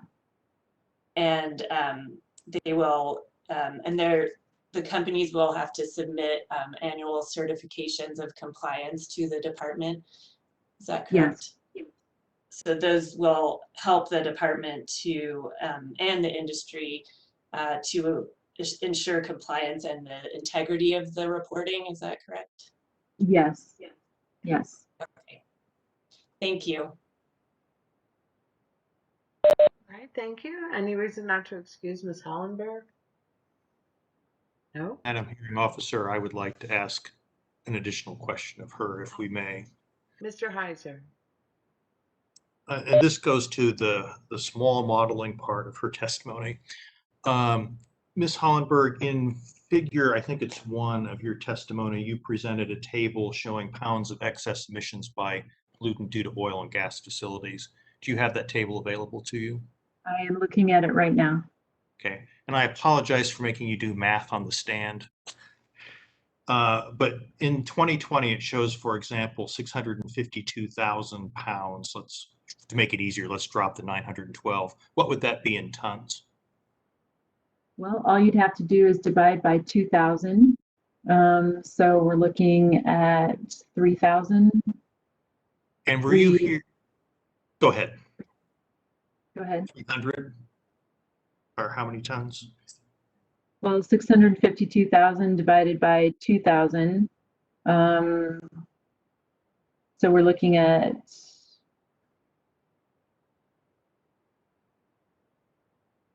300. Yeah, 300 and change, right? 300 to 325 in that area. Were you here for Mr. Ralph Morris's testimony earlier on modeling? This morning and this afternoon, yes. Did you hear him testify that 10 times 67 tons would still be insignificant in terms of the impact? Cannot say that I recall that statement, but If that statement's true, would that be larger than the number presented here for 2020 for at least NOx? yes. Thank you. All right. And Mr. Kolklischer has a follow-up question. Mr. Kolklischer?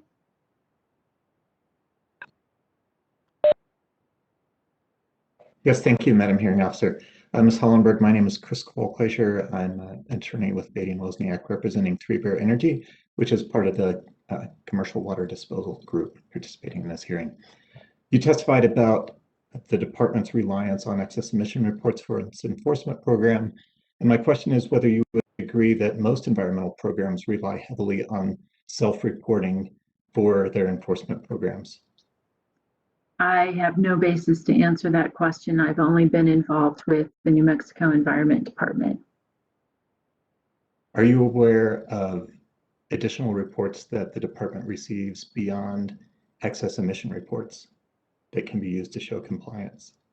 Yes, we have federal reports that many companies must submit to both EPA and to the New Mexico Environment Department. Our Title V facilities have to submit semi-annual reports, and they also have to submit annual compliance certifications. So, thank you. Are you aware of other states that also rely on self-reporting for their air quality enforcement programs? Like I said before, I have no basis to answer that question since I've only worked for the New Mexico Environment Department's Air Quality Bureau. Would you agree that no matter how many inspectors you have, there would still be a need for reliance on self-reporting? I would believe that that is true. Mm-hmm. No further questions. All right, thank you. Mr. Nykiel also has follow-up. Teresa, are you doing okay? I know it's been more than 2 hours.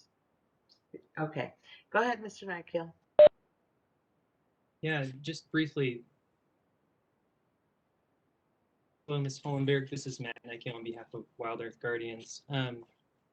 You stated that the department, under the proposed rules, can request information that operators collect through their monitoring and record keeping. Is that right? That's correct. And then under the proposed rules, that information that the department can request is not self-reported. Is that right? Not once we have requested it. Once we have requested it, that is information that must be provided to us. But if it is not requested by the department, it's not otherwise self-reported. If it's not requested by the department. Okay, please restate that question. I apologize. If the department doesn't otherwise request the information, that the operators collect, the operators don't otherwise self-report that to the department. It's my understanding that it simply needs to be made available to us upon request. Okay. And then you also stated that the enforcement section has had resource constraints on an ongoing basis. Both compliance and enforcement. Okay. Thank you very much. No further questions. Mm-hmm. Thank you, Mr. Nykiel. Ms. Katz, anything further at all? No, thank you, Ms. Hearing Officer. All right, thank you. Thank you very much, Ms. Hollenberg, and thank you for sticking in there with us. No problem. Thank you. We need a break. let's come back at 4:15.